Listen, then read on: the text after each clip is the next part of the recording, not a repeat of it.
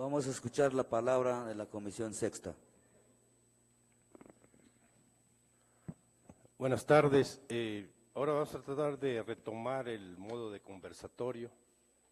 O sea, les voy a pedir otra pasada. Voy a empezar con Rafael. Los compañeros y compañeras del Partido de los Comunistas, para nosotros no son hermanos y hermanas, son compañeros.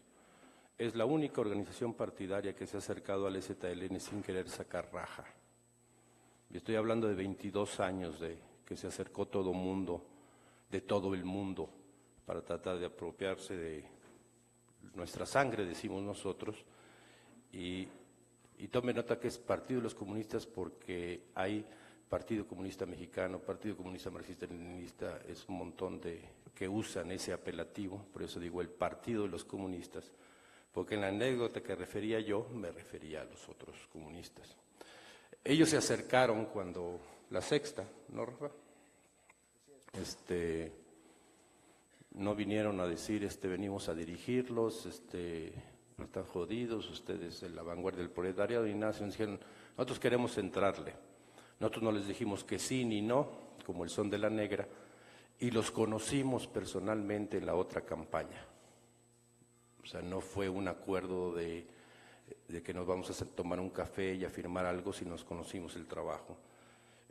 Conocimos a Sergio Almaguer, que era su dirigente entonces, y que muere, ¿no? Estábamos todavía en la otra campaña, Luis Alfonso, y fue impresionante porque cuando levantan el cadáver, el Ministerio Público dice, no se le encontró ninguna posesión personal, ¿no era así? Sin prendas de valor, no tenía relojes de lujo ni nada, era un comunista como los de antes, ¿no? Bueno, ustedes también, pero los de antes, pues. Es que ahorita ya hay comunistas en donde quiera. Con él empezamos a hacer contacto y con lo que era la juventud recorrimos la parte más peligrosa del país en ese entonces, que era el noroeste. Desde Nayarit hasta Baja California nos acompañaron ellos. Con Rafa fuimos construyendo una relación más personal porque es un desmadroso y yo soy muy serio.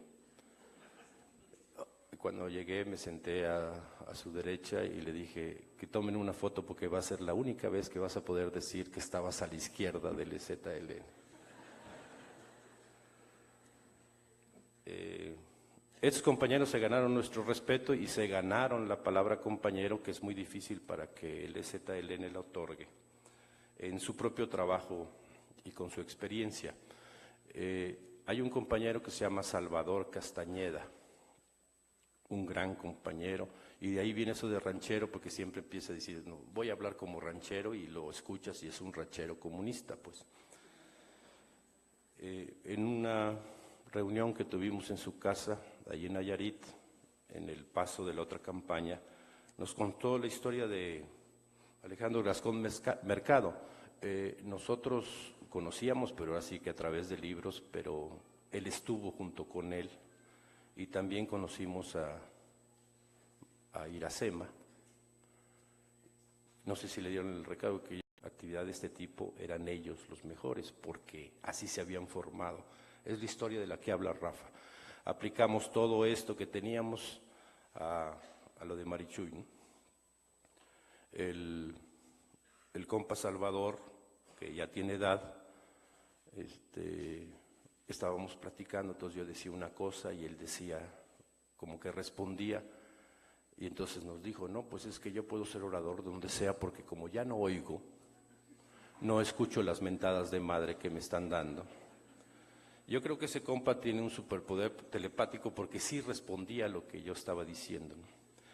Nosotros fuimos sinceros con ellos y les dijimos que pensábamos que no tenían nada que ganar, pero que tenían mucho que dar porque tenían la experiencia. Nosotros ya confiábamos en ellos, en que si decían sí, que le entraban, pues ya iban a cumplir, porque ya lo habíamos visto antes, no porque confiáramos en ellos, sino porque lo habíamos visto en los hechos que así eran. Tenemos diferencias, incluso a lo largo de la otra campaña nos confrontamos, discutíamos, debatíamos, y para nosotros era saludable demostrarles a otros que podíamos dialogar con quien no estábamos de acuerdo y no perder la palabra compañero, porque finalmente el objetivo era el mismo, íbamos confluyendo, y que esas diferencias enriquecían en lugar de que nos separaran. En ese entonces, cuando estamos hablando hace casi de un año, don Salvador dijo, pero ¿qué va a pasar?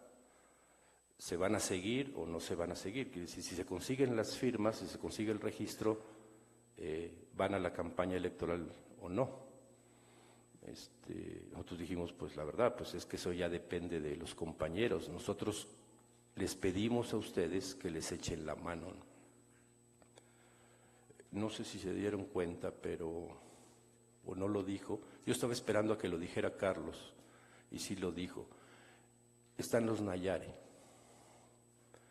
Nosotros llevamos 22 años tratando que los Nayari se entraran al Congreso Nacional Indígena y no podíamos.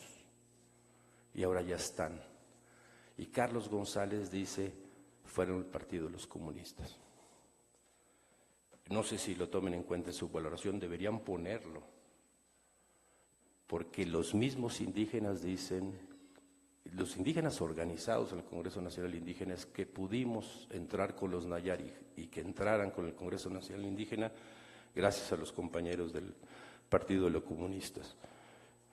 Cuando Magda dice que está preocupada por lo que pueda pasar y menciona a Carlos y a Cristian, faltó mencionar que el chofer era del Partido de los Comunistas y que también iba a sufrir la misma. Ahí está, Benjamín. ¿Ahí está? Hombre, una cerveza. Ay, perdón, no.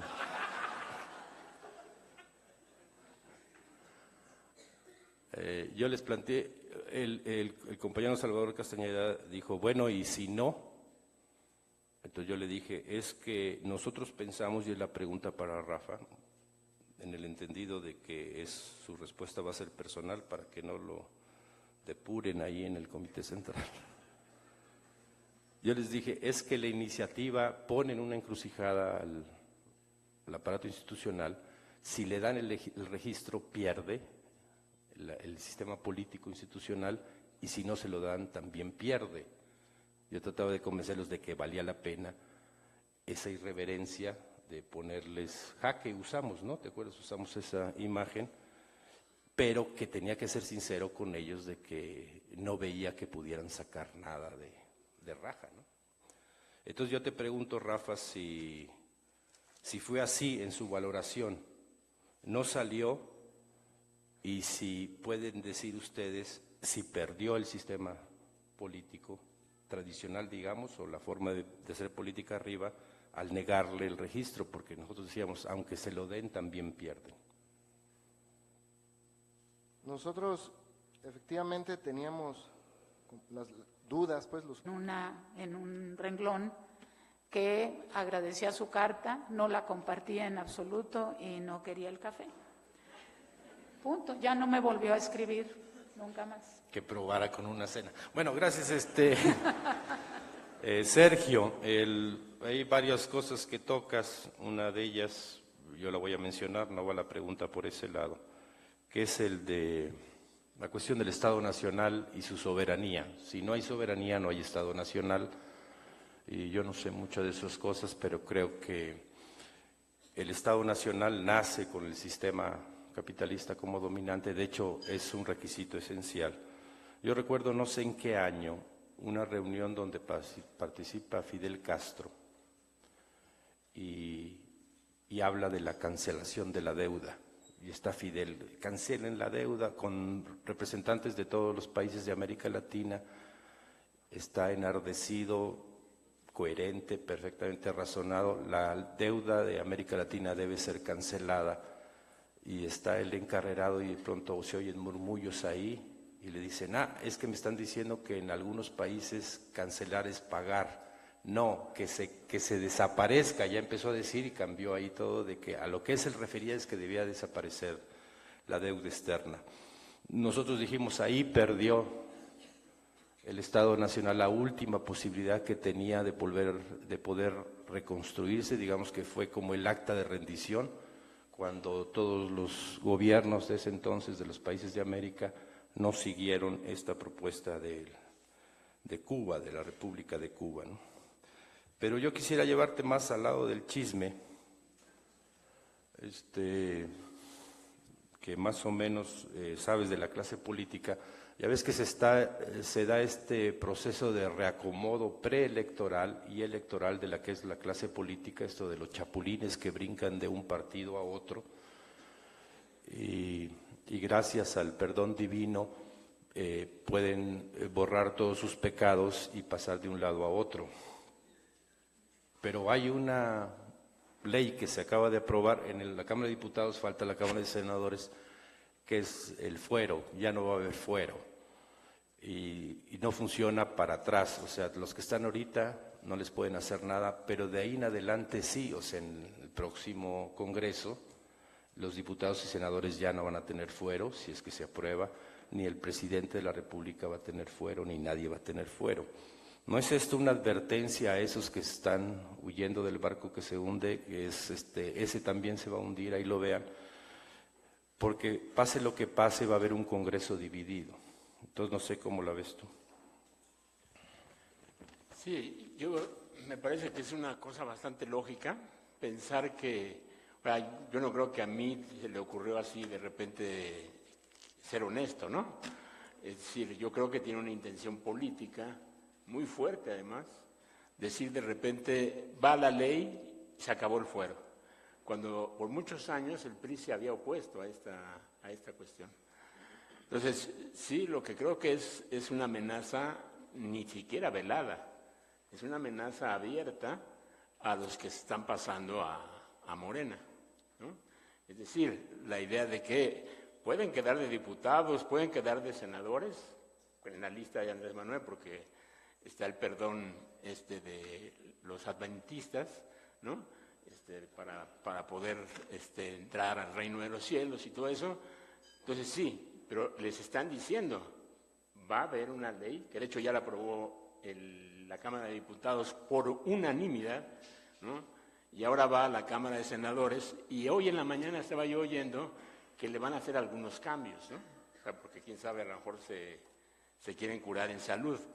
Pero sí, yo creo que es una amenaza real, ¿no? Efectiva, de que existe la posibilidad de que los chapulines sean juzgados, ¿no?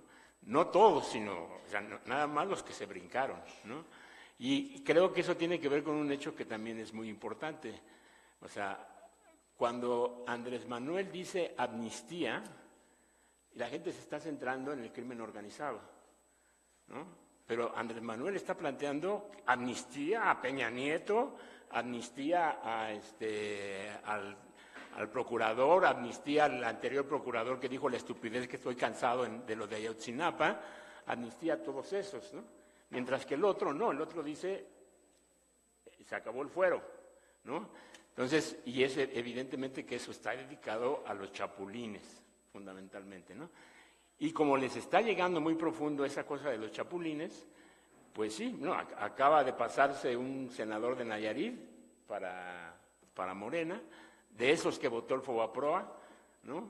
Y que estuvo de acuerdo con toda esa cosa del Fobaproa. Y bueno, yo creo que sí, que tiene que ver con eso. Y eso me lleva simplemente a decir una cosa más, ¿no?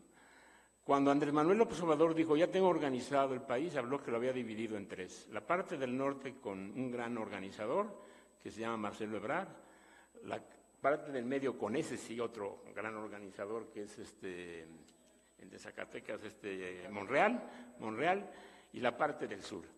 Y el PRI se tomó una foto con 65 tipos y dice el Dream Team, ¿no? Y cuando uno analiza persona por persona del Dream Team, híjole, ¿no? Pues ahí habría como unos 5,000 años de cárcel, ¿no? En ese Dream Team. Pero ese Dream Team, según lo que yo leí, ya tiene organizada las casillas, las secciones, los municipios, los estados. Es más, ya saben dónde van a estar las casas en las que se van a instalar las casillas, ¿no? Entonces, ya todo el mundo da por muerto a Mid, pero me parece que todavía ese muerto andaba de parranda, ¿no? Todavía mueve las patitas, y esa estructura vieja pero funcional del PRI, pues creo que se va a expresar en ese momento, porque esa gente no contesta encuestas. Es más, las encuestas pues no llegan ahí. O sea, como señalaba Luis, en el Estado de México ganan Ecatepec, ganan Los Reyes, ganan todas las ciudades conurbadas y pierden las zonas rurales. Y pierden las zonas rurales porque no tienen representantes de casilla.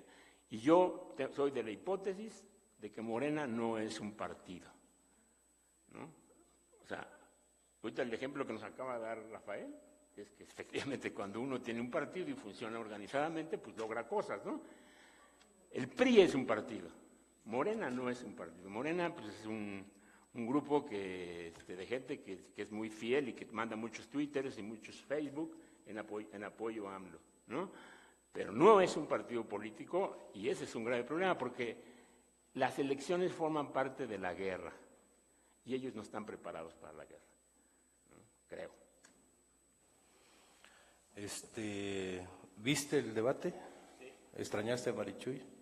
No.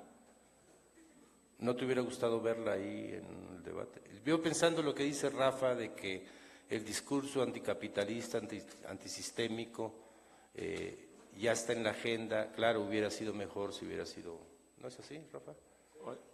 O sea, bueno, yo primero quiero confesar una contradicción, ¿no? Así, quiero hacer una autocrítica pública, hacer un striptease, ¿no? Público. Uf. El día que inicia la cosa del registro de Marichuy, o sea, que era el 14, el 8 de octubre, a los 2 minutos de que empiece el registro, Marichuy tiene 900 auxiliares, ¿no? Y yo me acuerdo que mandé una cosa, no sé a quién, y dije, vamos a conseguir más de 1 millón de firmas, ¿no? Porque yo decía, si a los 2 minutos ya hay 900 auxiliares, pues va a ser impresionante el número de auxiliares. Y apostaba que si teníamos 10,000, necesitábamos sacar 100 por cada auxiliar, que no era imposible, y con eso llegábamos a 1 millón. Claro, yo no sabía cuál era la aplicación, ¿no? O sea, no sabía cómo iba todo lo de la aplicación. Y ahora, después de escuchar todo esto que ha pasado y todo lo demás, yo digo, si hubiera estado Marichuy ahí, realmente hubiera sido una cosa que viste al sistema político mexicano, ¿no? Que le da mucho juego al sistema político mexicano. Y efectivamente no está la voz anticapitalista, ¿no? Pero creo que la voz anticapitalista está por ausencia. Y creo que es más importante que esté por ausencia a que esté por presencia, ¿no? O sea, yo no extrañé la voz de Marichuy. Viendo el debate, viendo realmente la podredumbre de ese debate, viendo la incapacidad de argumentación y todo eso, pues decía, si está Marichuy le da así un plus a ese debate que no se lo merece ese debate y ese sistema, creo yo. ¿Y el debate influye en las encuestas? ¿No han hecho todavía una después del debate? ¿Sí hubo un cambio? Sí, ya hay varias encuestas de debate, pero depende ahora sí que quién la pague, ¿no? Porque, bueno, esas son las encuestas, ¿no? La encuesta no refleja la opinión, sino crea la opinión. Bloomberg dice que ganó Anaya. El Financiero dice que ganó Anaya. 24 horas que nadie lo lee porque lo dirige Riva Palacios, pues dice que ganó el PRI, ganó Mides. Eso sí que es realmente... O sea, eso sí que es corazón, ¿no? O sea, es una fidelidad grande decir que Mid ganó el debate, ¿no? El País, que como aclaró Aurelio Nuño, que es muy puntilloso, le dijo a Jorge Castañeda, no México, el periódico El País, porque Castañeda dijo, El País dice que ganó Anaya, ¿no? O sea, más o menos esa es la idea. Pero todos coinciden en algo, que esto no va a repercutir inmediatamente en el porcentaje de preferencia, ¿no? que va a ser solamente un primer síntoma y que el segundo y el tercero van a ser la clave. Yo no creo que el segundo y el tercero van a ser la clave. Lo que va a ser la clave es quién organiza a la gente para hacer el fraude, ¿no? Por un lado y por otro lado. Mira, nosotros estábamos platicando con el subcomandante Moisés antes de llegar aquí en la mediodía, estábamos comiendo y nos estábamos acordando cuando en el edificio que está aquí al lado presentamos la propuesta a un primer núcleo del CNI de que había que pasar a la ofensiva y había un compañero que nos decía, es que ya hacer una asamblea en una comunidad es muy peligroso, te juegas la vida, deja que vas y le dices, ¿no? Entonces él nos decía, es que hay lugares donde el jefe el capo de ahí, del cártel, es el que decide qué pasa. Entonces decíamos nosotros, bueno, y en las encuestas les han preguntado a los jefes por quién van a votar, porque esa gente sí puede decir, pues yo me gusta pero a la hora de la hora es que dice el jefe y pasan los guaruras o sicarios o no sé cómo se le digan a checar, ya saben por quién, hermanitos, y si no, pues ya saben lo que les pasa. No es que les van a quitar apoyos económicos, Seguro Popular o Progreso, o como se llame ahora, sino que les van a quitar la vida. Como que falta pues esa encuesta. Bárbara, la compañera Bárbara Zamora, es compañera nuestra.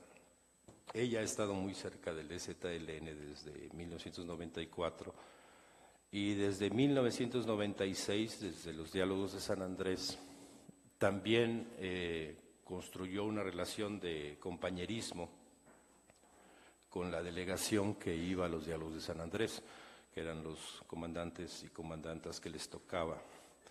Cuando se presenta la propuesta para ver si sí se aprueba, si te acuerdas, tú nos advertiste, aquí no se soluciona el problema, si se aprueban los acuerdos de San Andrés, tú nos advertías, hay que pelear también las leyes secundarias y ahí puede estar la trampa, ¿no? Decían, si es que sí lo entras, el gobierno está apostando a que firma los acuerdos de San Andrés y luego nos va a trucar en las leyes secundarias. Y ayer Enrique Serna decía, hizo una genealogía de los últimos 25 años y él decía, esto que está pasando en el país ahora, se había escuchado el baño de sangre y todo eso, no hubiera pasado si se hubieran aprobado los acuerdos de San Andrés. Pero había una parte todavía que había que bajar. No sé si nos platicas de esa parte. Sí. Bueno, cuando estuvimos elaborando la propuesta y que el EZLN la aceptó y la COCOPA también, y dijo que si las partes le cambiaban una sola coma, la COCOPA se disolvía. Y entonces se la llevó a Zedillo y Zedillo la cambió toda y la COCOPA no se disolvió. Y entonces hicieron una contrapropuesta que pues que no decíamos que era como el síndrome de Romeo y Julieta, porque le hacías una propuesta a tu novio que de antemano sabías que no la iba a aceptar. Entonces Zedillo hizo una propuesta que sabía que el EZLN no la aceptaría, y entonces hicimos un análisis de la contrapropuesta de Zedillo, y aún aceptando literalmente y en todos sus términos los acuerdos de San Andrés, faltaba la reforma al artículo 27 y la autonomía, como lo comenté hace rato en mi exposición. Entonces aún lo que decía el Enrique o como Serna o como se llame, yo no estaba de acuerdo, porque no creo que por un cambio de sexenio del sujeto que vaya a quedar ahí como presidente, eso no va a hacer que se aprueben los acuerdos de San Andrés en su totalidad, pero aún que se aprobaran como estaban, no es suficiente, porque ahí faltó mucho, y por eso el punto y seguido decía, falta lo que falta, y faltan muchas cosas. Falta reformar el artículo 27 para que vuelva al espíritu original del constituyente del 17. y se anulen todas las leyes que se han derivado de esa reforma y que han generado todos los despojos institucionalizados, que no solo de tierra, sino de agua, de bosques, de todos los recursos naturales y de la vida. Todas las reformas y todo el marco jurídico que se aplica al campo es para destruir la vida. En esencia es eso, destruir la vida, porque cuando la minera que está en el ejido de Real de Limón se vaya dentro de 30 años, no va a quedar nada. Ahorita ya no hay nada, ya no hay vida biológica, porque todo está muerto con el arsénico y con el polvo que sacan de los camiones que transportan el material. Pero entonces no creo que aunque se aprobaran los acuerdos, eso sea la solución de todos los problemas en los pueblos y comunidades originarios, y tampoco la solución a los despojos que están sufriendo los ejidos. Y una cosa que quiero decir es que el derecho no es la solución. El derecho yo como abogada nunca he visto el derecho como la solución a los problemas. Es porque nos dedicamos a eso y bueno, tenemos que ir a los tribunales defendiendo la ley, pero básicamente los asuntos se ganan por la movilización y la organización de los pueblos y de las comunidades que luchan por un derecho, porque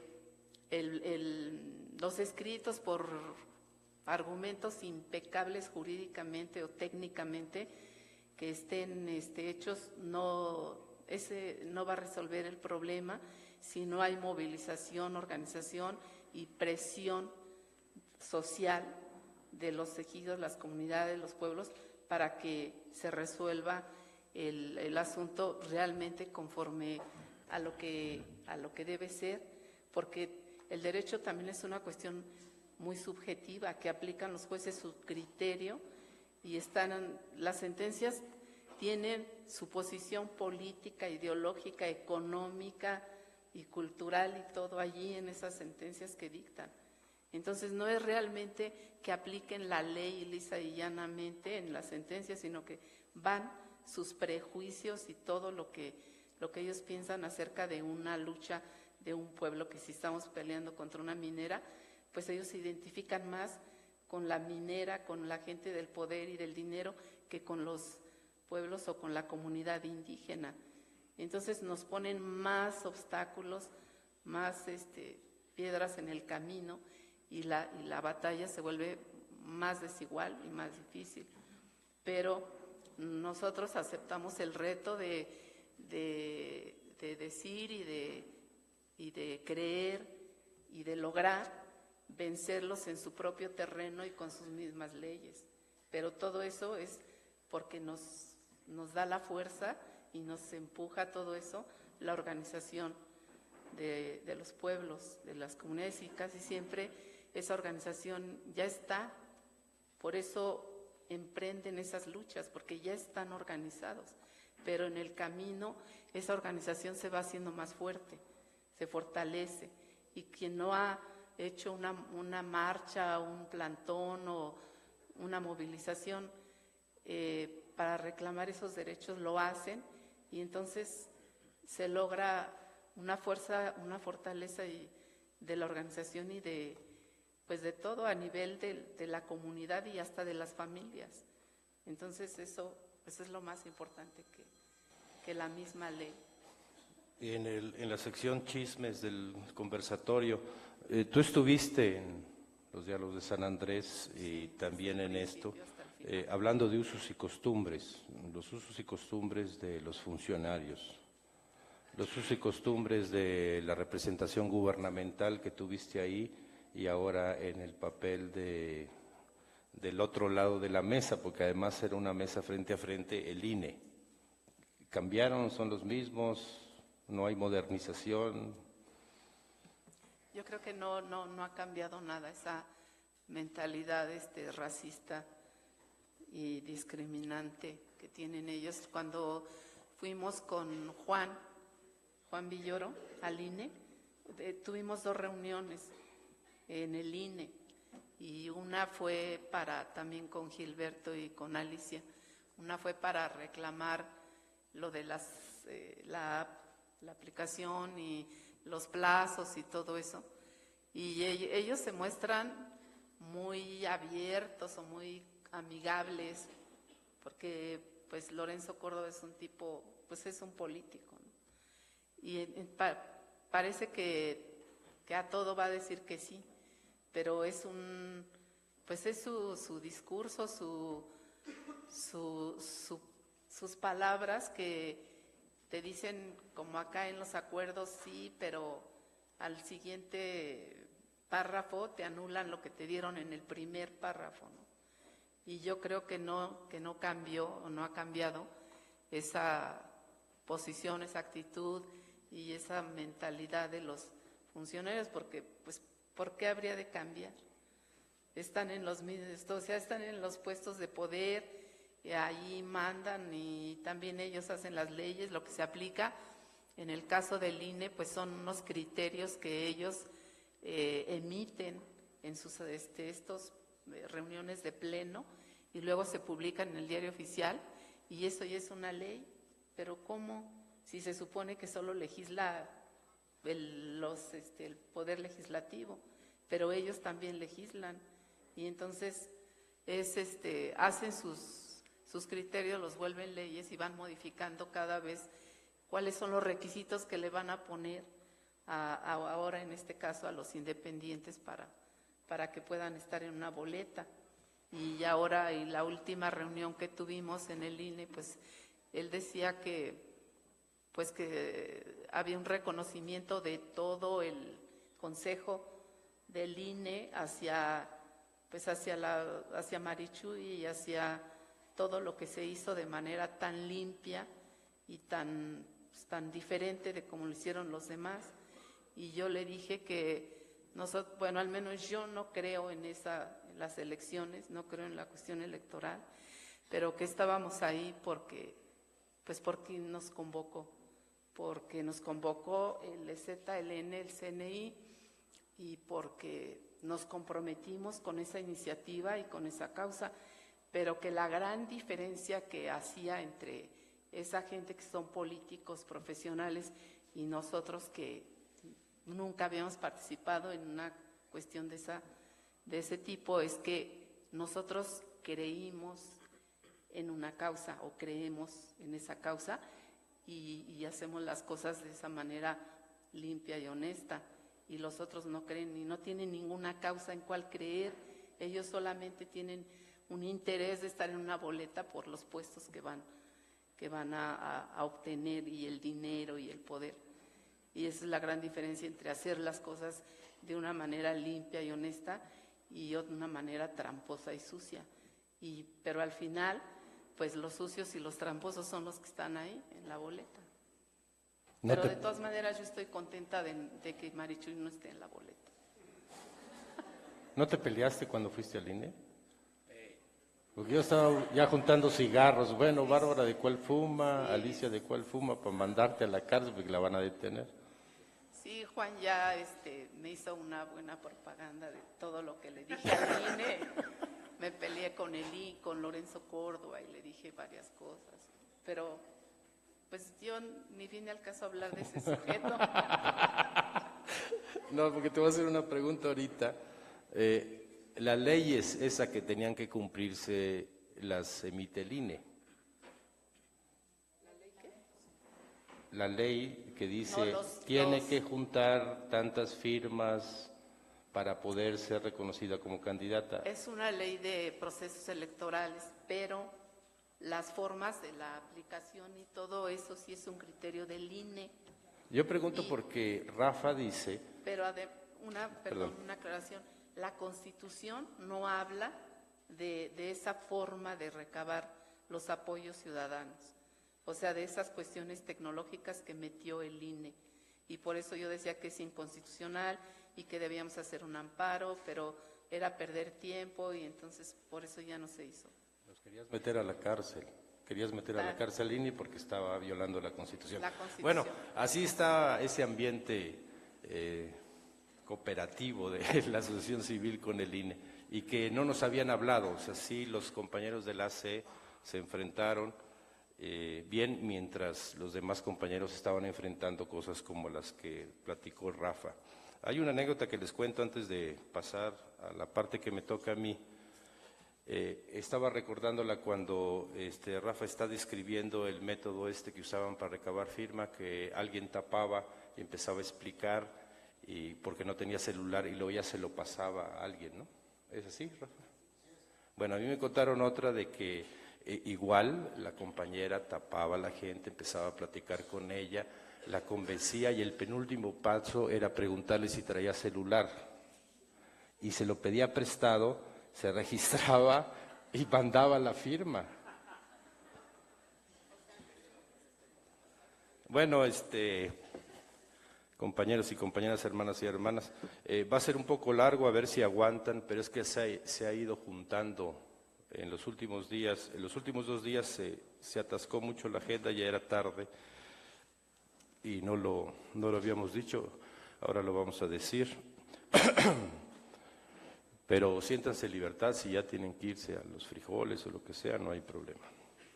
El lunes hablamos mal de las mujeres, el martes hablamos de la vida, el miércoles hablamos de los superhéroes, el jueves hablamos de otros problemas, el viernes hablamos de los extraterrestres y los libros, el sábado hablamos bien de la clase política y sus instituciones, y ayer domingo hablamos de un sueño. Hoy vamos a hablar de las identidades, el buffet y las cuentas. La lucha por la identidad.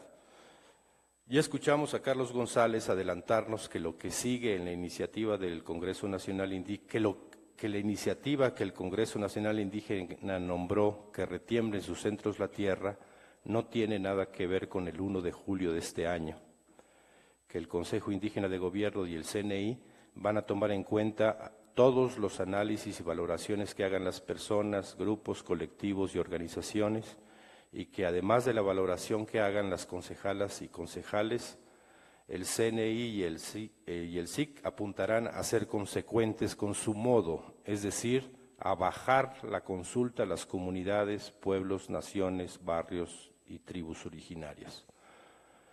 Según recuerdo, Carlos nos adelantaba que volverá a subir, digamos, la consulta en octubre de este año. O sea que nos está diciendo hay que irse al paso, no hay que apresurarse. Creemos, sin embargo, como zapatistas, que lo que sigue no es sentarse a esperar la valoración que venga de los originarios, que debemos todas, todos, todoas, seguir sumando o multiplicando elementos para el análisis. No sabemos ustedes, pero algo de lo que hemos escuchado y visto en estos días a nosotros nos llama a volver a analizar la iniciativa y revalorarla. Digamos que hicimos una primera valoración, un primer análisis, pero con todo lo que hemos escuchado en este semillero nos lleva a cambiar algunas cosas, aunque lo fundamental, decimos, valió la pena.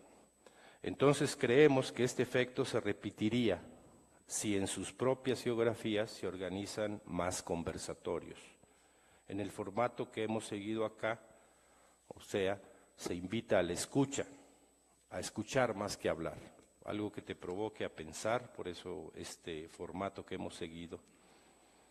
Porque nosotros pensamos que escuchar es algo que se aprende, y nosotros pensamos que es posible escuchar lo que lo otro diga sin responder con las consignas y descalificaciones con las que suele responder lo que no es una adhesión total. O sea, nosotros lo que recomendamos es que lo que escuches, y si no termina cantando la cumbia de Marichuy, entonces es de la mafia del poder. No nos podemos convertir en lo que estamos criticando, que tenemos que escuchar todo y algo va a haber que nos ayude a pensar. Baste ver, por ejemplo, la virulencia con la que reacciona el amloísmo, porque ni siquiera es el morenismo, en redes sociales y en las opiniones y análisis del López Obradorismo ilustrado. En suma, les invitamos a no convertirnos en lo que criticamos. Tal vez algunos grupos y colectivos se hayan dado cuenta de que tienen un problema de identidad. O sea, le entraron a lo de Marichuy y ahora ¿qué somos? Y que esa identidad se tiene que resolver a la hora que el CNI diga qué es lo que sigue, ¿no? En la iniciativa participaron, por ejemplo, organizaciones con una identidad, es decir, con una historia definida, como el Partido de los Comunistas. Algunas de ellas tienen una identidad propia desde antes, no se construyó en la iniciativa, sino que fue desde antes de que se lanzara. Otras se han ido formando a lo largo del último cuarto de siglo, desde 1994, otras desde el 2005, cuando la sexta declaración, pero para la mayoría de quienes le entraron, la participación en la iniciativa es una de sus primeras experiencias organizativas. Entonces, una de las angustias que puede surgir, bueno, ¿y entonces qué somos? ¿Somos comité de apoyo por siempre jamás? ¿O qué vamos a hacer, no? ¿Qué vamos a hacer de ser, no de hacer? Pero para unas y otras, creemos, la iniciativa puede o no significar algo para su identidad. Por ejemplo, el EZLN ha señalado lo que llamamos el efecto Marichuy, que hemos tratado de dibujar en días pasados y que se resume en que hubo un efecto catalizador o acelerador del lugar de las compañeras dentro de la estructura organizativa del EZLN.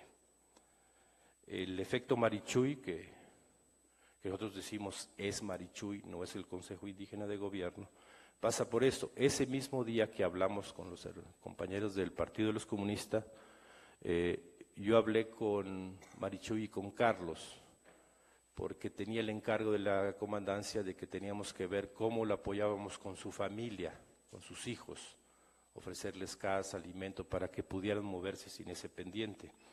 Entonces yo le dije, lo que va a pasar es que te vas a convertir en un símbolo, le dije a Marichuy, tú, no el Consejo Indígena de Gobierno. Entonces ella dijo, como es sincera, yo no quiero eso. Y yo le dije, es que no depende de ti.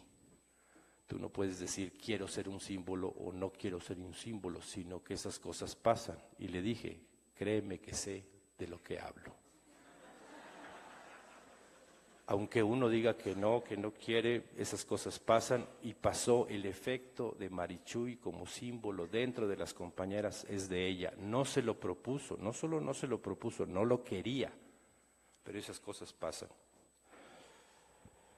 Esa identidad que tiene uno que construirse no es otra cosa que la historia propia, la genealogía, pues. Creemos que debe ser un elemento a incorporar en el análisis y la valoración. Y voy a tratar de contarles una historia en modo USB, que es la historia del EZLN en forma muy apretada, tomando en cuenta que siempre estas historias, la heroína o el héroe de la historia propia es uno mismo. Es como la historia de las parejas cuando se separan, la culpa siempre es de la otra parte. Y hasta que pasa un tiempo ya se acomodan las cosas y dice, bueno, sí, una parte sí me tocaba, ¿no? Hay una disparidad entre lo que uno piensa y lo que se puede comprobar. Y lo que les voy a platicar es lo que se puede comprobar para evitar esta trampa que acomode yo los hechos o lo que se pensaba entonces para yo salir como el chingón o las compañeros y compañeras salgan como los chingones cuando no fue así. Entonces hablo de lo que creo que se puede comprobar. Por ejemplo, el quiebre del salinato, la pérdida de su hegemonía y la homogeneidad en el grupo del poder. Porque ayer otra vez recordaba, Salinas estaba en la cúspide de su fama, estaba trazando todas sus perspectivas para hasta el 2024, era el hombre del año, era el modelo, el Lula de entonces, espero que acabe en la cárcel, él sí se lo merece. Y vino un grupo de indígenas que nadie sabía qué onda y le rompió ese castillo de cristal, ¿no? Yo podría aducir que con las herramientas del marxismo-leninismo, la escuela de Frankfurt y la teoría de Nikos Poulantzas de los bloques de poder, sabía que con un alto grado de probabilidad en el mando enemigo cundiría la parálisis y la confusión, porque eso fue lo que pasó el 1 de enero del 94, no sabían de dónde venía. Y que con Marcuse y Castoriadis había previsto que la gente tomaría las calles y nos llevaría a transitar rápidamente de una lucha dispar en poder de fuego a una de la palabra. Y entonces, en lugar de planear con detalle la toma simultánea de las cabeceras municipales de Ocosingo, Altamirano, Las Margaritas, Chanal, Oshchuk y Huistán, y la de aquí de San Cristóbal de las Casas, el finado Submarcos se había dedicado a estudiar bien el libro Cómo ganar amigos e influir sobre las personas de Dale Carnegie. Yo podría hacer esta trampa, ¿no? En realidad sí sabíamos lo que íbamos a pasar, lo que iba a pasar. Compañeras, hermanos y hermanas, no teníamos una puta idea de qué iba a pasar. Y entre todas las probabilidades que teníamos, no estaba lo que ocurrió. Pero en la ley de probabilidades, ustedes lo pueden ver, cuál era el porcentaje de probabilidad que pasara lo que pasó después del 1 de enero de 1994. Y pasó. Si ustedes ponen todos los elementos que había, un gobierno con un grupo en el poder consolidado de un lado, una izquierda, que es lo que no quieren decir derrotada, vencida, dividida, confrontada consigo misma, casi que transitando, incluso por el proceso electoral de entonces, por trámite, por un lado, y por otro lado, un grupo de encapuchados que nadie sabía quién era, hasta que a la hora que les preguntaban respondían en lengua y decían son indígenas. Creo que tienen que coincidir conmigo que el porcentaje de probabilidad era mínimo y que hubieran dicho es casi imposible. Es más, si en la noche del 31 de diciembre de 1993, que es cuando empezó nuestro avance, les hubiéramos dicho van a hacer esto, ustedes hubieran dicho no va a resultar nada bueno. En todo caso no hubieran dicho va a resultar un 12 de enero y todo lo que pasó después. Podemos suponer o imaginar qué pensaba Miguel Hidalgo y Costilla en el Monte de las Cruces, cuando con el valle frente suyo yacía una Ciudad de México inerme a finales de octubre de 1810. El hecho es que Hidalgo decide no tomarla. Acaba de derrotar el último ejército realista y Miguel Hidalgo, en lugar de tomar la ciudad, se retira para el Bajío. Yo me imagino que la mayoría de ustedes están ahorita en Wikipedia. Wikipedia pone que por motivos inexplicables Hidalgo no trata de tomar la ciudad y en cambio decide irse al Bajío, donde unos días más tarde las fuerzas insurgentes reciben su primera derrota. Motivos inexplicables, dice. Bueno, en realidad a mí se me ocurren varios motivos que podrían explicar esa decisión. Uno es las condiciones materiales de su tropa. Según esto, el ejército insurgente que triunfa en el Monte de las Cruces llega a 80,000 y derrotan a la fuerza realista y le quitan las armas. Pero ¿cómo estaban esos 80,000 indígenas en su mayoría? Habían comido, dormido, estaban en disposición física de poder lanzar un ataque o no lo sabemos. Pero Wikipedia lo haría inexplicable que el mando tomara en cuenta las condiciones de su tropa. La otra es el costo material y humano de la toma. O sea, que dijera Hidalgo, sí puedo tomar la ciudad, pero el costo de tropas que tendría no hace que valga la pena. Puede estar equivocado o no.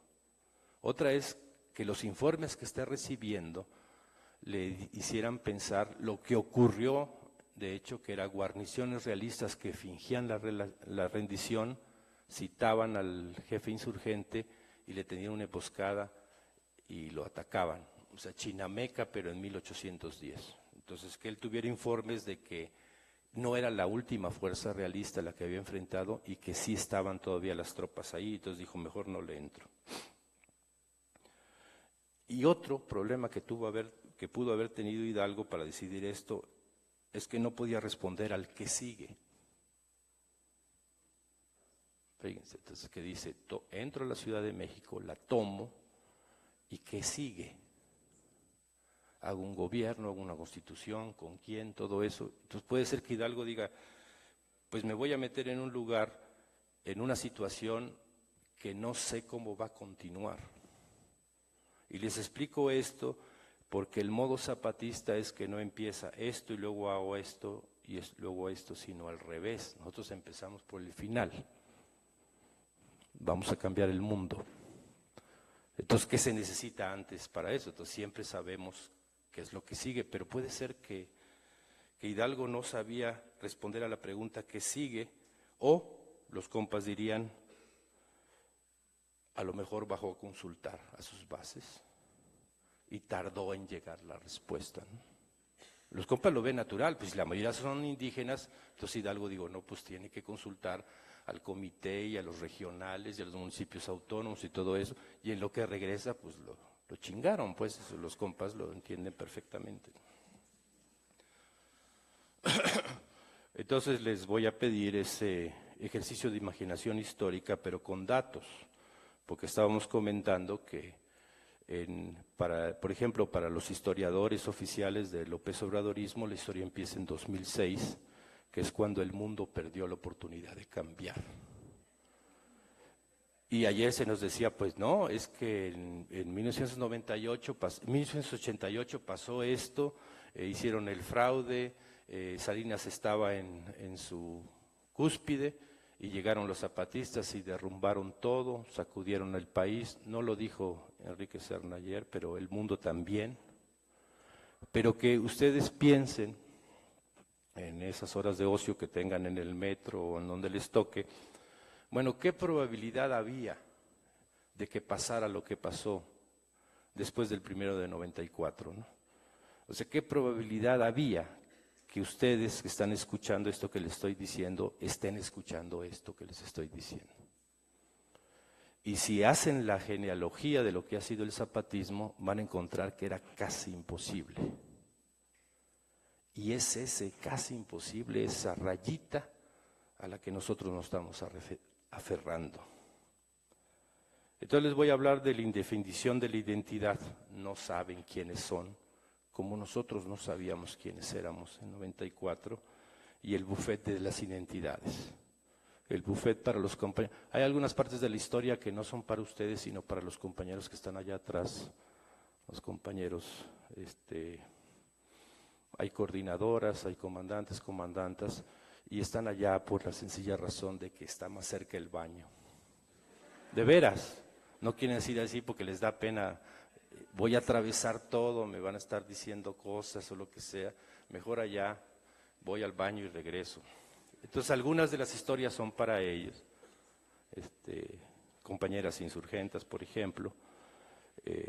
Entonces algunas historias, antes eran todas para ustedes, pero ya está cambiando esto dentro de nosotros. Vienen también a escucharlos, y entonces algunas de las palabras son para ellos también, ¿no? Entonces en este buffet de las identidades que nos ofrecían, ustedes que son zapatistas, ¿no? Pero acota, entonces nos ofrecían todo el espectro ideológico, desde la teología de la liberación hasta el maoísmo. De hecho, las primeras reacciones de lo que hoy es el López Obradorismo ilustrado, es decir, Marcos es cura. Lo decían. Entonces, en esos extremos, ¿somos el brazo armado de la Iglesia de la Teología de la Liberación o somos maoístas? Ni siquiera sé si el maoísmo existía todavía en 1994, pero nos presentaban eso. Y pasando por el milenarismo, el buen salvaje, la onda hipster, y por todas o la mayoría de las ideologías políticas, que es lo que yo referí ayer. No era una broma, era una realidad, y lo estábamos reconstruyendo con el subcomandante Moisés porque le tocó junto conmigo esa parte, Y los que están desde entonces sí recordarán que llegaban estos grupos políticos y llegaban las imágenes aterradoras de las que les he platicado, ¿no? Con las grandes lumbreras de la Revolución Mundial, ¿no? Pero me voy a detener esta parte en la crítica de la vanguardia revolucionaria que nos hacía, es no haber muerto. Dice, hay que desconfiar de los zapatistas porque no están muertos. ¿Dónde quedan las canciones, las poesías y los carteles y pinturas que habíamos preparado para el sacrificio? Porque toda lucha popular tiene que terminar en una derrota. Entonces toda la izquierda no está acostumbrada a que una parte triunfe, como no sea traicionándose a sí misma. Entonces había que desconfiar del EZLN, que no era vanguardia, porque no se morían. Entonces, ¿qué corridos iban a hacer? ¿No? Como todavía me desespera cuando a quienes invitamos al lado nuestro empiezan a contar nuestra propia historia. Yo pienso que ustedes preferirían que fuéramos nosotros los que contáramos la historia, ¿no? Curiosamente, con las vanguardias radicales, y lo señalo así porque también en las vanguardias hay un buffet, no cualquiera, pues. Eres vanguardia y te preguntan de cuál, y hay un montón de opciones, ¿no? Esta crítica de estas vanguardias radicales, o sea, decía, sí está bien que luchen con las armas, pero muéranse, porque si no, no son auténticos. Coincidió con Hollywood. En el baúl de los recuerdos del finado Submarcos encontré el guión de una película que le habían presentado 2 enviadas de la mal llamada Meca del cine. Hollywood le propuso a Marcos hacer una película para Hollywood. Yo leí el guión y me gustó. Sí, tenía muchos efectos modo Hollywood. Por ejemplo, las tropas zapatistas tumbábamos un helicóptero Black Hawk con resorteras, de veras. Pero no me gustó por eso, me gustó porque el protagonista del filme era la protagonista, no era Marcos, era la comandanta Ramona, quien tenía el papel principal. Hay anotaciones pues ahí en el guión, hay unas anotaciones al final con su letra del sub, y dice que tuvo 3 entrevistas, que en la primera entrevista esta gente les dice que va a leer el guión y que va a consultar con el comité. En la segunda les dice que tiene que preguntarle a la comandante Ramona, porque Hollywood quería que en el papel de Ramona, que comandante Ramona hiciera el papel de sí misma, y pues yo decía que tenía que preguntarle, y pone que en la tercera no fue necesario decir mucho porque las enviadas llegaron solo a disculparse. El guión había sido temporalmente rechazado, en realidad fue rechazado y ya le pusieron lo de temporalmente, por los productores, o sea, los que ponen el varo, la lana, la luz, porque dijeron, el problema es que Marcos estaba vivo y necesitaban que muriera por efectos de taquilla. Y porque no se sabía todavía si el sub era un bad gay o good gay. A él le tradujeron, no saben si eres de los buenos o de los malos. Anota el finado que le tradujeron el acompañante. Entonces se necesita que te mueras y entonces ya van a decidir Hollywood si eres uno de los buenos o eres uno de los malos. El sub agrega ahí con su torpe letra, les respondí que lamentaba sinceramente no cumplir con las exigencias de la producción. Ahí acabó la carrera del sub hacia Hollywood. Mueres de envidia, ¿verdad, Daniel? Bueno. Hoy en la mañana leía un artículo de opinión, de análisis, de reflexión de Gustavo Esteva, y él habla de los desechables. Los pueblos indígenas éramos o somos todavía desechables. Él dice, hay una nueva clase social, están los explotadores, los explotados y los desechables. Entre los desechables están los pueblos originarios, decimos nosotros. Y les voy a contar una historia de una turbina. En la realidad, la paradójica realidad, digo yo, porque siempre una alucina estar allí, llega un grupo de italianos a construir una turbina, aprovechando una caída de agua usan esa caída de agua, instalan una turbina para darle luz a la comunidad, ¿no? Entonces ya están avanzando pues los trabajos y hay una reunión de ellos y el trabajo se para porque una fracción de ese grupo decía que no debía poner la turbina porque con la turbina iba a entrar la energía eléctrica y con la energía iba a entrar la televisión y la radio y entonces los indígenas iban a perder su identidad. Y yo hablé con ellos y les dije, compañeros y compañeras, que había mujeres también ahí, en los altos hay energía eléctrica y de todo el EZLN quien más conserva su esencia indígena en vestido, en lengua, en costumbres son los altos. Entonces no se preocupen si van a ver la telenovela o lo que vayan a ver, los compañeros van a seguir siendo zapatistas, ¿no? En esta historia que estoy nada más saltándome pedazos, hay iniciativas en estos 22 años, perdón, 3 iniciativas en estos 22 años de largo aliento, que nosotros decimos esto va a tomar años y años. No es la primera declaración de la Selva Lacandona, sino es el llamado a formar el Congreso Nacional Indígena, el llamado a formar el Frente Zapatista de Liberación Nacional, que se mantiene nomás que ha ido cambiando de nombre a lo largo de los años, y la 6ª declaración de la Selva Lacandona. Esas 3 iniciativas que ha soltado el EZLN a lo largo de estos 24 años son las que nosotros pensamos que van a tomar siglos, o sea que vayan siendo una canchita. Ahora vamos al buffet de las críticas. Compañeras, el buffet es que hay unos lugares donde ponen toda la comida, no sé si así le hace doña Juanita, porque nosotros comemos aparte, y tú vas agarrando lo que quieres. Entonces está el plato de las enchiladas, las hamburguesas, puta madre, ya me está dando hambre, tacos, no sé qué les den, calabazas o cosas horribles de este lado. Y nunca el helado de nuez que sigues debiendo, Doc, no te hagas pato, estoy viendo.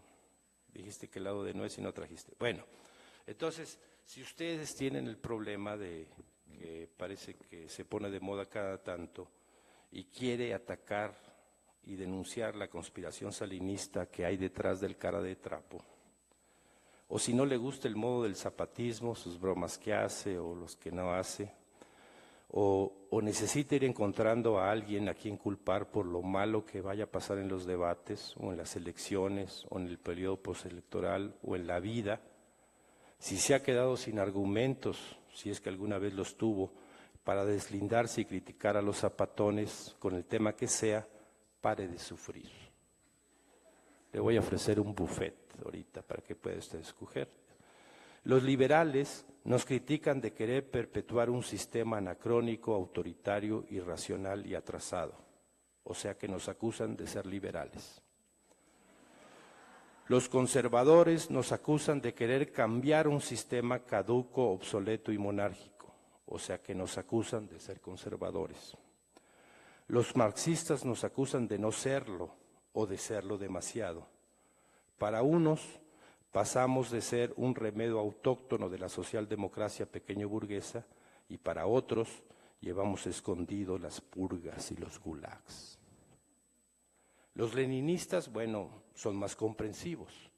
Se ofrecen a preparar a nuestros cuadros, así dicen, para que entendamos que en el principio de los tiempos fue el Iskra, el periódico que agita, concientiza y organiza.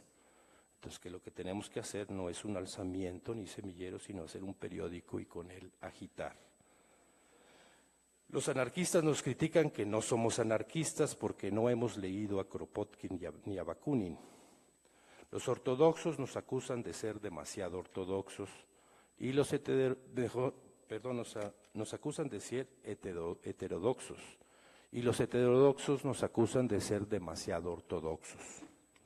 Las feministas nos acusan de no ser las feministas que nos critican. Los machitos nos acusan de ser demasiado permisivos con las mujeres y de haber traicionado el legado de José Alfredo Jiménez, Pedro Infante y Jorge Negrete.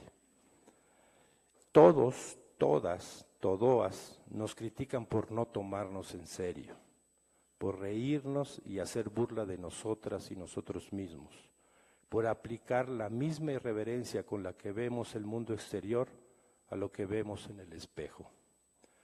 Nos critican, en resumen, por no ser lo que ellos, ellas, elloas deciden que debemos ser. Nos critican por asumir así nuestra libertad. Y de todas, de este buffet para estos días, hemos elegido la crítica que señala que nuestra posición es, en el mejor de los casos, poética. No sé por qué alguien puede pensar que es una crítica que te digan que tu posición es poética. Utópica e irrealizable, que nuestras posibilidades son mínimas, etcétera, etcétera.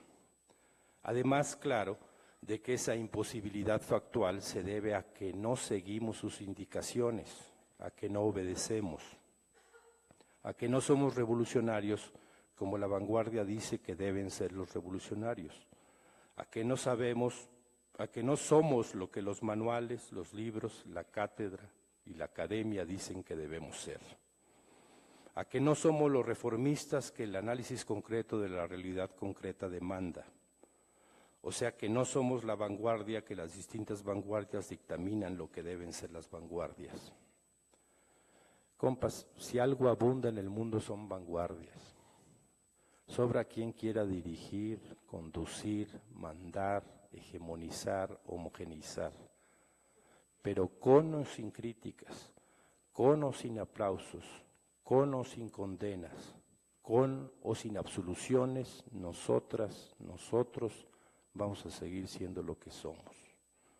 No vamos a cambiar según su modo, no vamos a convertirnos en lo que alguien desde afuera, desde la academia, el cubículo, las redes sociales, el café o desde donde sea, espera que nos convirtamos. Si nos transformamos en algo, será en lo que nuestras jefas supremas, las comunidades indígenas zapatistas nos demanden. Y como quiera vamos a luchar todo el tiempo en la pequeña geografía que nos tocó. Y vamos a seguir insistiendo todo el tiempo por tender puentes a otras geografías y a otros calendarios, no para extendernos, tampoco para ir conquistando, ni por la fuerza ni por la razón. Tenderemos esos puentes para intercambiar semillas. Habrá quien nos escuche y nos hable y habrá quien no. Pero mientras sea posible y en la medida de nuestras fuerzas, seguiremos convocando a eventos como este y seguiremos invitando a quien consideremos que aporte y a quien nos dé la maldita gana, porque esta es nuestra casa, nuestra voz, nuestro oído, y tenemos el derecho de elegir a quién escuchamos cerca nuestro, porque es nuestro este corazón colectivo y aquí no manda nadie que no esté dentro. Y seguirán los semilleros. Algunos tendrán mucha existencia y otros, seguramente la mayoría, no. Y los haremos como lo que somos, desde lo que somos, un fragmento de las muchas raíces que nutren esta geografía. Apenas una ramita en el árbol de los originarios, un color más, acaso el más tenue y diluido, una pequeña flor, pero una flor en el denso jardín de la rebeldía. Lo haremos con nuestros hermanos pueblos originarios del CNI, con la Sexta y con todo aquel, aquella o aquelloa con la que tenga interés de hablar, con la que el interés de hablar y escuchar sea recíproco. Así lo hemos hecho y así lo seguiremos haciendo, porque en este regreso al capitalismo salvaje, en esta reedición del proceso de acumulación originaria del capital, en este renacimiento del oscurantismo en las ideas, el salto hacia adelante no es el que pincha al caballo para que acelere aún más su desbocada carrera hacia el abismo. Es el que convoca a hacer memoria. Es nuestro pensamiento que si habrá mañana será porque el ayer vino a rescatarlo. El futuro, si llega a existir, le deberá al pasado más de lo que se imagina. Porque cuando nosotros, nosotras, zapatistas, planteamos lo que planteamos y señalamos el horizonte, no estamos soñando, estamos recordando. Y ahora recordemos lo que pasó el sábado en la noche.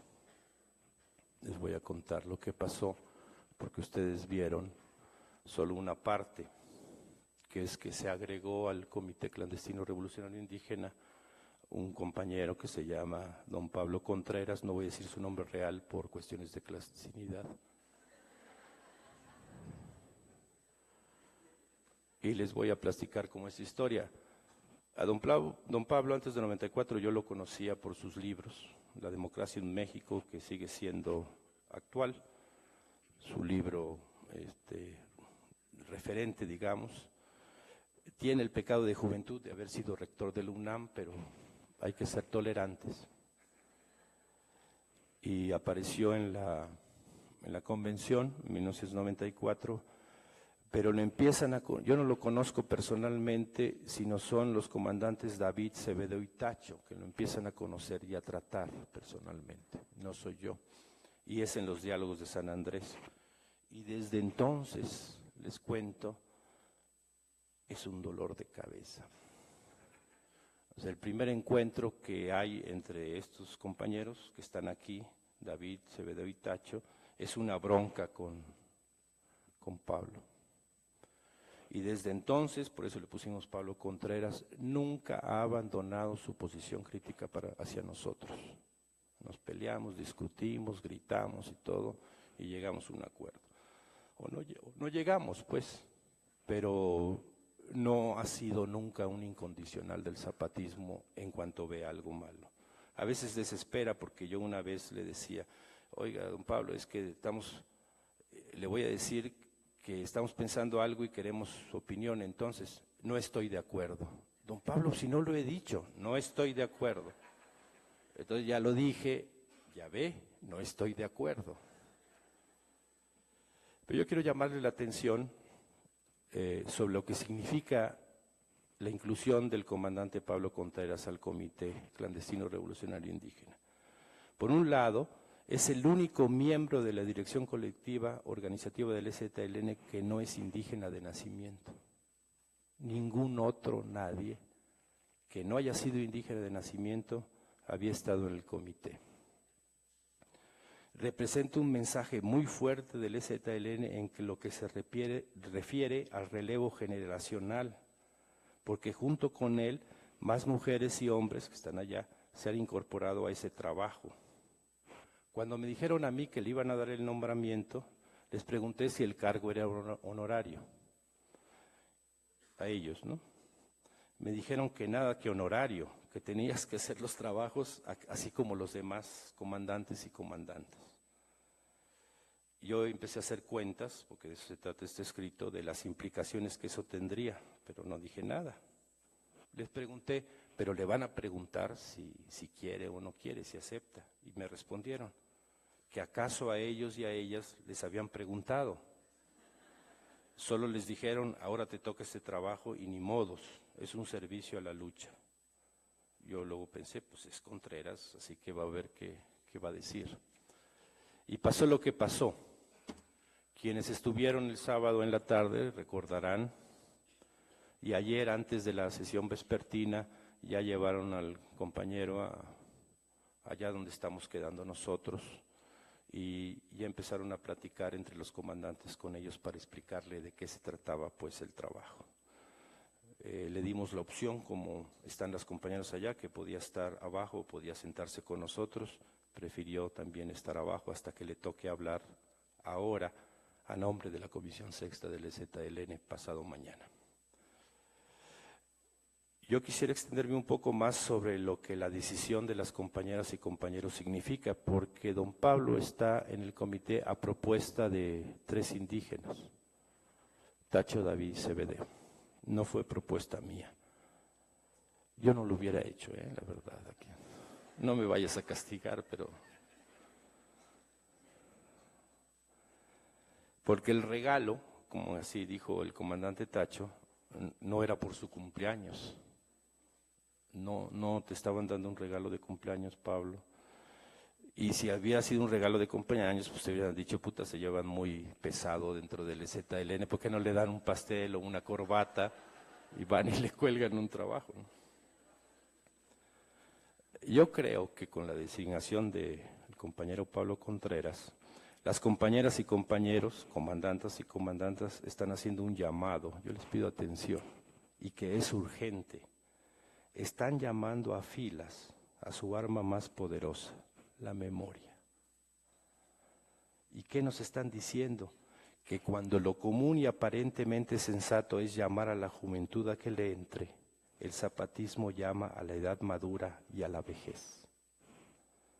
Que cuando decimos llegó la hora de los pueblos originarios, es que decimos que llegó la hora de los antiguos, de las ancianas, de los ancianos, de los zuluas ancianoas, de los viejitos, de las viejitas, que llegó la hora de las más antiguas guerreras y guerreros.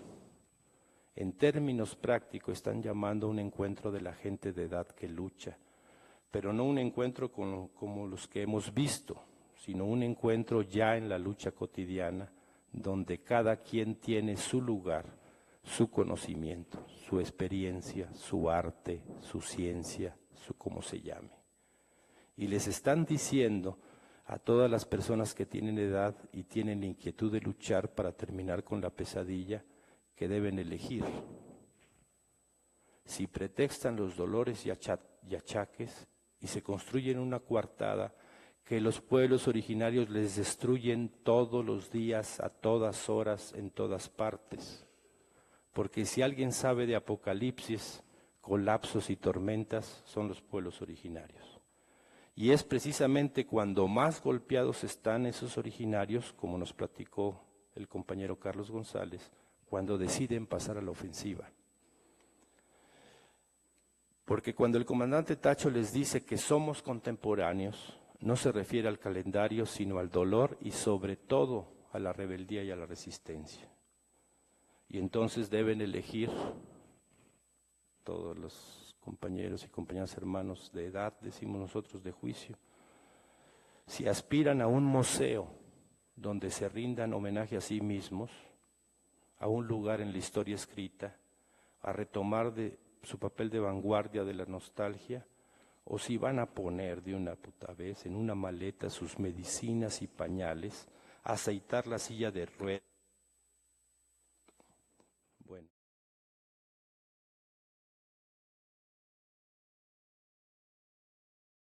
Y entonces decirle al Congreso Nacional Indígena, al Consejo Indígena Gobierno y a Marichuy, aquí estamos para luchar, confiando, claro, en que tomarán en cuenta sus calendarios y geografías. Sabemos que en las campañas electorales se corteja la juventud. Los millennials dicen ahora que sí, que los jóvenes son el futuro de cualquier geografía y por eso vota por tal. Nosotros, nosotras no estamos en campaña electoral.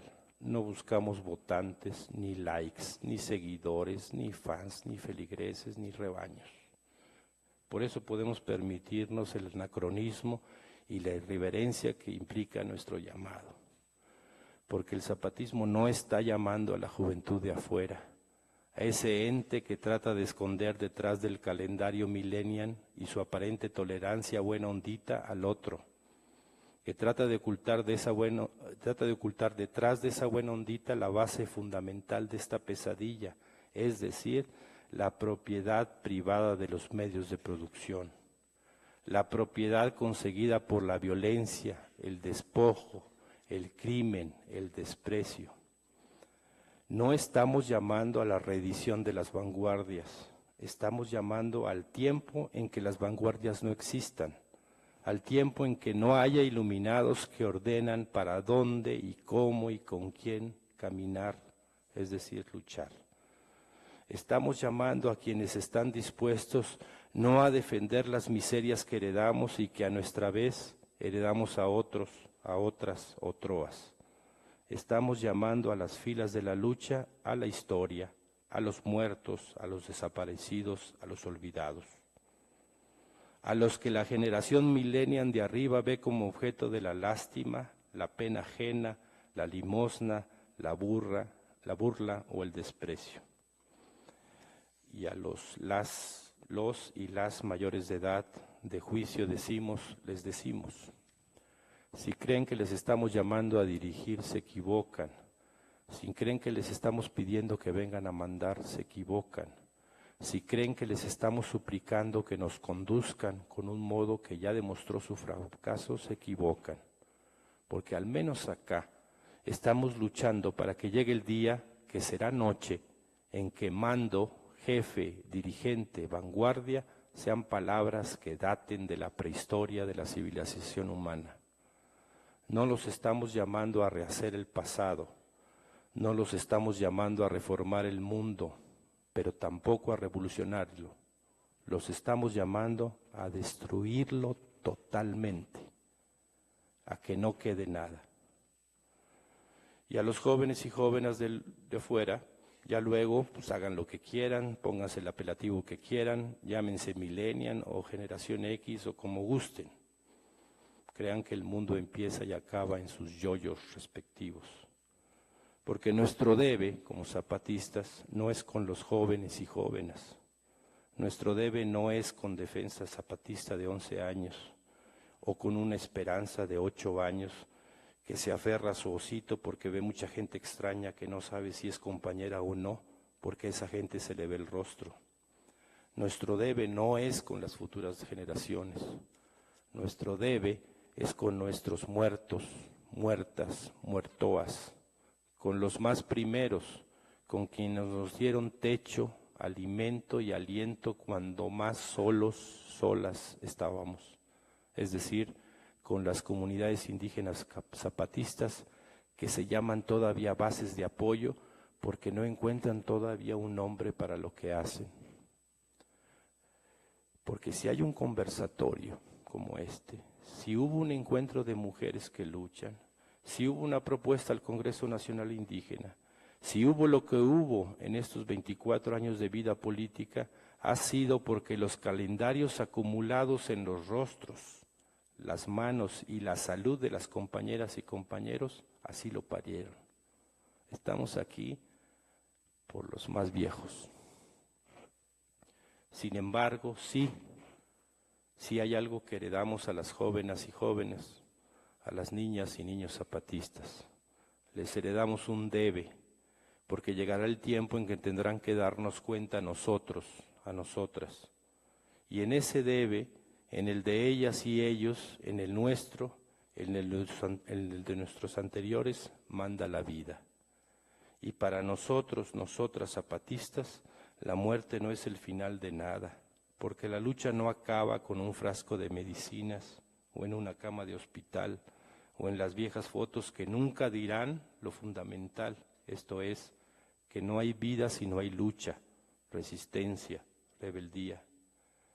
Y quienes creen que al fin habrá descanso en estas fotos ajadas o en las flores que se marchitan en una tumba se equivocan, porque cuando el calendario parece haber triunfado, el zapatismo dice que apenas es el final del principio, que todo lo previo fue una preparación, un entrenamiento apenas.